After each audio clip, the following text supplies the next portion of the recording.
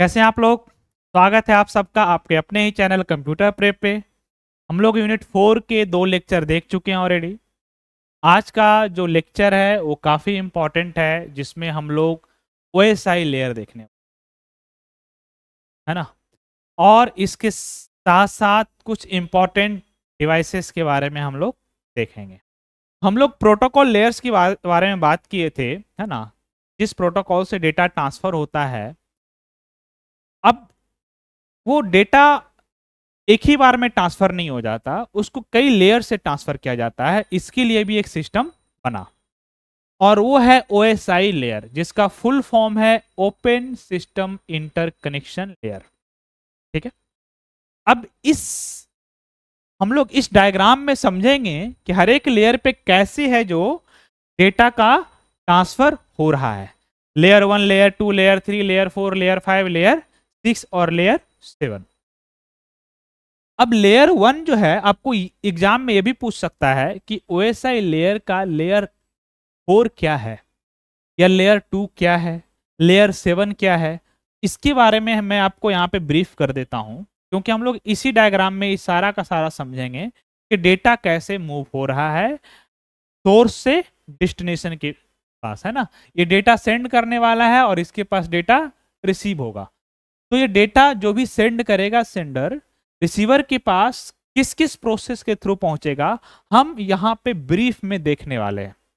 और इससे हम लोग अच्छा खासा समझ जाएंगे कि अच्छा कैसे हम व्हाट्सएप मैसेज भेज रहे हैं, कैसे फोन पे हम लोग मनी ट्रांसफर कर रहे हैं, यूट्यूब पे वीडियो देख रहे हैं, डाउनलोड कर रहे हैं, वेब ब्राउजिंग कर रहे हैं, उसके पीछे कैसे डेटा मूव कर रहा होगा, इसके बारे में आपको थोड़ा पर्सपेक्टिव आ जाएगा।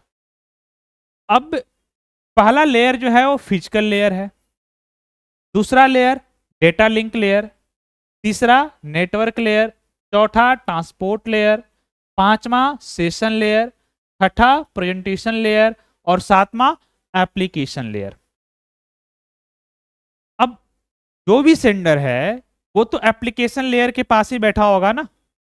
मान लेते हैं कि वो किसी को व्हाट्सएप मैसेज भेज रहा है या टेलीग्राम पे मैसेज भेज रहा है, तो व्हाट्सएप खोल के बैठा होगा, टेलीग्राम खोल के बैठा होगा। That is nothing but application, apps.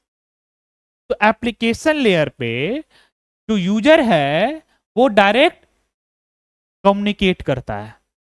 Clear है।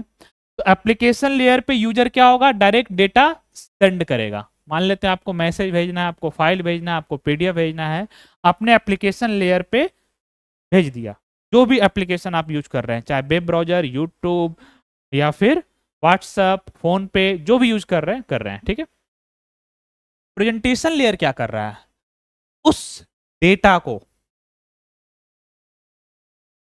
जो ट्रांसफर होने वाला फॉर्मेट है उसमें कन्वर्ट करता है। कैसे? इनक्रिप्ट करके। इनक्रिप्ट करके जो आपने पीडीएफ भेजा है उसको प्रॉपर वो फॉर्मेट बनाएगा, और प्रेजेंटेशन लेयर में उस फाइल को वो प्रेजेंट करेगा। क्लियर है। अगला जो है वो सेशन लेयर है। अब देखिए, आप मान लेते हैं कि आप आईआरसीटीसी से टिकट काट रहे हैं, तो एक सेशन बनेगा। आप यदि एक्टिव नहीं रहेंगे तो कुछ समय बाद आप क्या होंगे, लॉग आउट हो जाएंगे। फोन पे मनी ट्रांसफर कर रहे हैं तो एक सेशन बनेगा। कुछ समय बाद यदि आप नहीं हैं, ऐसे ही ओपन कर रखे हैं, तो वो लॉग आउट हो जाएगा, यानी वो सेशन ब्रेक हो जाएगा। सिंपल समझिए, मैं लॉग आउट इसलिए बोल रहा हूं, एक्चुअल ऐप से लॉग आउट नहीं हो रहा है, आपका सेशन ब्रेक हो रहा है। तो सेशन लेयर में सेशन।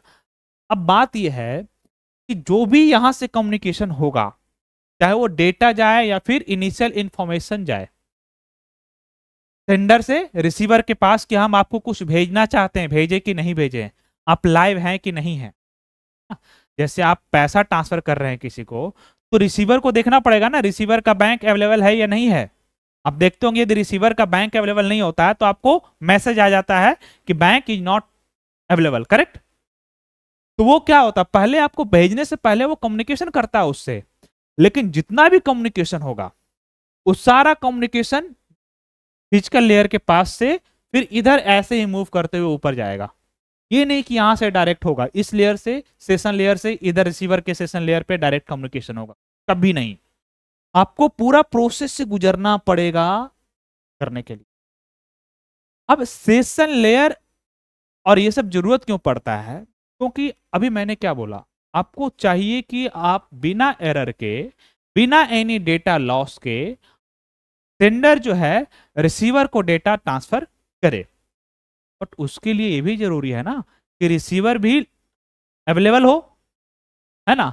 पता चले आपने डेटा सेंड किया और रिसीवर अवेलेबल ही नहीं है, डेटा लॉस तो होगा।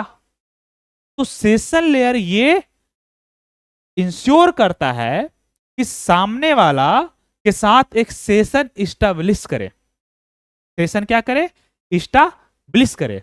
और उसका टाइमर होता है, याद रखिएगा, उसका एक टाइमर होता है, हर एक का टाइमर होता है। जैसे कि आप यदि किसी को पेमेंट कर रहे हो तो टाइमर है, आप लॉगिन कर रहे हो तो ओटीपी का एक टाइमर है, ओटीपी इतने देर में फीड कर दी जाएगी तो सेशन में वो एक्सेप्ट होगा, अदरवाइज ओटीपी एक्सेप्ट नहीं होगा। इस सब का एक टाइमर बना हुआ है, क्लियर है। तो सेशन लेयर क्या करता है? एक सेशन क्रिएट कर देता है रिसीवर के साथ कि हाँ हम दोनों एक सेशन क्रिएट कर रहे हैं और यहां पे डेटा का एक्सचेंज होने वाला है। ट्रांसपोर्ट लेयर क्या करता है?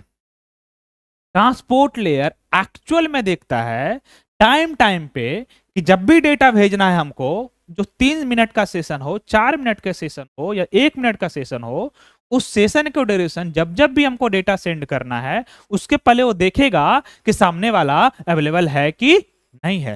जो सेशन क्रिएट हुआ है उसमें वो चेक करेगा बार बार कि हाँ सामने वाला अवेलेबल है या नहीं है। वो कैसे चेक करता है? तो मान लेते हैं कि टीसीपी प्रोटोकॉल पे एक प्रोटोकॉल है टीसीपी यूडीपी, ये सब इसका फुल फॉर्म भी दिखा, आपको याद रखना है, आगे सब मेंशन किया हुआ है। तो मान लेते हैं टीसीपी प्रोटोकॉल पे डेटा ट्रांसफर हो रहा है, ठीक है, सिंपल। तो क्या करेगा? सेंडर जो है यहां से ट्रांसपोर्ट लेयर के थ्रू क्या भेजेगा? पहले सिन भेजेगा। वो सिन जो है वो यहां से फिजिकल लेयर नथिंग बट वो जो केबल से कनेक्टेड होता है ना, वायरलेसली कनेक्टेड होता है, जहां पे बाइनरी डेटा ट्रांसफर होगा एक जगह से दूसरे जगह। यानी यहाँ फिजिकल लेयर, यहाँ के फिजिकल लेयर से रिसीवर के फिजिकल लेयर पे डेटा ट्रांसफर होगा 0-1 के फॉर्मेट में, इलेक्ट्रिकल फॉर्मेट में एक्चुअल में कन्वर्ट कर दिया जाता है ना। तो ये सिन जाएगा, तो यहां से क्या भेजेगा? ट्रांसपोर्ट लेयर उसका भेजेगा सिनैक। क्या भेजेगा? सिनैक। ये मैं इसलिए बता रहा हूं कि आपको समझ में आना चाहिए। ये फिर इसके पास जब पहुंचेगा सिनैक तो फिर ये भेजेगा ऐक कि हाँ आपने जो एक्नॉलेज किया मेरे सिन को, उसको मैं ऐक भेज रहा हूं। तो इस तरह से ये कम्युनिकेशन बनाता है कि हाँ सामने वाला लाइव है कि नहीं है, तभी जाकर के आगे डेटा मूव करेंगे। नेटवर्क लेयर है, वो network layer best path define करता है कि यदि हमको डेटा जो सेंड करने वाला है और रिसीव करने वाला है उसके बीच बेस्ट पाथ क्या है, रास्ता क्या होने वाला है। क्योंकि नेटवर्क में तो कई सारे डिवाइसेस लगा हुआ है ना, यदि हम बेस्ट पाथ नहीं डिसाइड करेंगे तो ये तो घूमता रह जा सकता है ना। तो क्या क्या नोड होंगे उसका एक पाथ डिफाइन करता है कहां पे? नेटवर्क लेयर पे। Data link layer MAC address based होता है। ये एक और लेयर है जो फिजिकल लेयर के जस्ट पहले है, जहां पे आपका डेटा जो है वो फ्रेम में बन जाता है, छोटे छोटे फ्रेम में बन जाता है, क्लियर है। और उसके बाद आपका फिजिकल लेयर पे आता है डेटा, और यहां से फिर इधर के फिजिकल लेयर पे डेटा जाता है और फिर वापस से नीचे से ऊपर जाता है। तो आपको इसमें ध्यान रखने वाली बात है कि टॉप मोस्ट लेयर कौन सा है आपका? Application layer. और सबसे लोएस्ट लेयर कौन सा है? Physical layer. और फिजिकल लेयर पे ही डेटा मूव करता है, ठीक है। कहां से? एक साइड से दूसरे साइड। कैसे? इलेक्ट्रिकल फॉर्म में या फिर रेडियो वेव के फॉर्म में, है ना। जो बाइनरी डेटा अल्टीमेटली बनता है वो इस तरह से मूव करता है। अब इसमें कुछ चीजें और ध्यान रखना है, हम हर एक लेयर के फीचर्स याद रखेंगे। मैंने आपको समझा दिया है एक तरह से कि एप्लीकेशन लेयर, आप ऐप खोले हुए हैं, व्हाट्सएप, फेसबुक, जो भी है, आप मैसेज भेजना है, किसी को पैसा मनी ट्रांसफर करना है या फिर फाइल भेज रहे हैं टेलीग्राम पे, जो भी करना आप करिए एप्लीकेशन लेयर पे, वो फर्दर इनक्रिप्ट होगा प्रेजेंटेशन लेयर पे और डेटा को प्रेजेंट किया जाएगा सेगमेंट में। और सेशन लेयर क्या करेगा, एक सेशन क्रिएट करेगा कि यूजर जो सेंडर है और रिसीवर के बीच एक सेशन बन जाए। जो भी एक सेशन बनना है, जैसे आप मनी ट्रांसफर कर रहे हैं तो 3 मिनट का सेशन बनेगा, ठीक है। कॉल पे है तो एक सेशन बनेगा, तो एक सेशन एक बनाता है और उसी सेशन के बीच में अब उससे फाइल ट्रांसफर होगा। तो ये फाइल ट्रांसफर होगा, ट्रांसपोर्ट लेयर पहले ये डिफाइन करेगा कि हाँ जब जब फाइल जाएगा उसके पहले वो डिसाइड देखेगा कि हाँ रिसीवर अवेलेबल है या नहीं है। वो कैसे, सीनैक वगैरह भेज करके कुछ इनका है अपना भेजता रहता है, और इससे ये डिसाइड करता है कि सामने वाला अवेलेबल है कि नहीं। नेटवर्क लेयर क्या करता है, एक बेस्ट पाथ डिसाइड कर रहा है, और डेटा लिंक लेयर पे वो फर्दर क्या होता है, फ्रेम में कन्वर्ट हो जाता है। एक चीज यहां पे बताना भूल गए कि ट्रांसपोर्ट लेयर जो कि बार बार चेक कर रहा है, और इसी लेयर पे एरर भी डिटेक्शन के लिए एक हेडर लगता है कि एरर भी चेक किया जाए, है ना। इस पे ये जो है जो सेगमेंट में पहले ब्रेक हुआ था प्रेजेंटेशन लेयर में, वो फिर ब्रेक हो जाता है पैकेट में, और डेटा लिंक लेयर में फर्दर उसको फ्रेम में ब्रेक कर दिया जाता है। तो ये सभी चीज जो है वो याद रखना है कि डेटा लिंक लेयर में फ्रेम में आ जाता है, ट्रांसपोर्ट लेयर में वो पैकेट में रहता है, प्रेजेंटेशन लेयर में सेगमेंट में रहता है, ठीक है। सेशन लेयर एक सेशन क्रिएट कर रहा है, ट्रांसपोर्ट लेयर एरर चेक कर रहा है और सामने वाले को देख रहा है अवेलेबल है या नहीं है। फिजिकल लेयर में एक्चुअल में हमारा डेटा मूव कर रहा है एक साइड से दूसरे साइड में, ठीक है। ये हम लोग देख लिए पूरा का पूरा। इसी के बारे में ब्रीफ में लिखा हुआ है, वो हम थोड़ा सा आपको फिर से रिकॉल करा देते हैं, क्योंकि एक थोड़ा सा कॉम्प्लेक्स था और आपको ये वीडियो बार बार देखना है यदि जब तक समझ में नहीं आया, क्योंकि मैंने इसको बहुत इजी तरीके से बताने की कोशिश, ठीक है।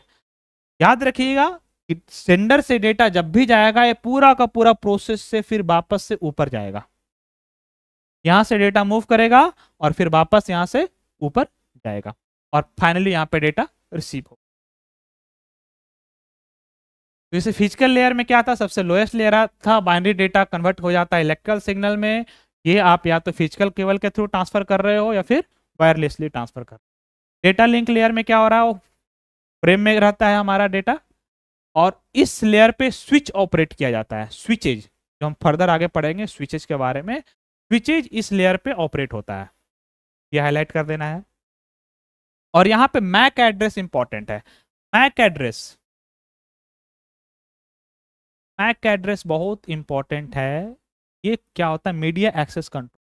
ये एक तरह से जो भी डिवाइस आप लेते हो ना उसका एक मैक दिया जाता है, वो लोकली होता है, किसी भी प्रोटोकॉल इंडिपेंडेंट होता है, ठीक है। आईपी बदलता रह सकता है, नेटवर्क में वो जब लाइव है तो उसको एक आईपी मिलता है, लेकिन मैक होता है वो फिक्स होता है, और ये किसी भी प्रोटोकॉल से रिलेटेड नहीं होता है। इसलिए मैक जो है वो निचले लेवल तक है ना, उसको नेटवर्किंग में यूज आगे नहीं करते हैं, ठीक है। जैसे हम आईपी से रॉट डिसाइड करते हैं ना, मैक से रॉट जो पाथ है उसका डिसाइड नहीं करते, मैक लोकल टू डिवाइस होता है।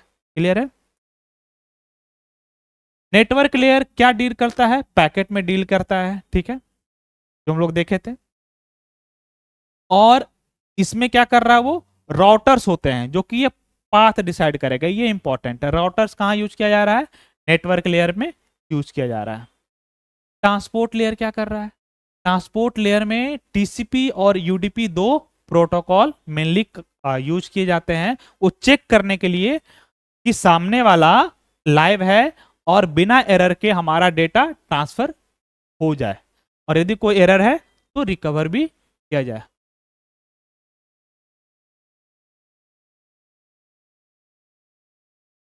अच्छा, ट्रांसपोर्ट लेयर में सेगमेंट में कन्वर्ट होता है, ठीक है। इसको एक बार करेक्ट कर लीजिएगा।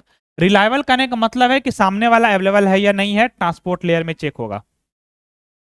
सेशन लेयर जो है वो सेशन स्टैब्लिश कर रहा है, ठीक है।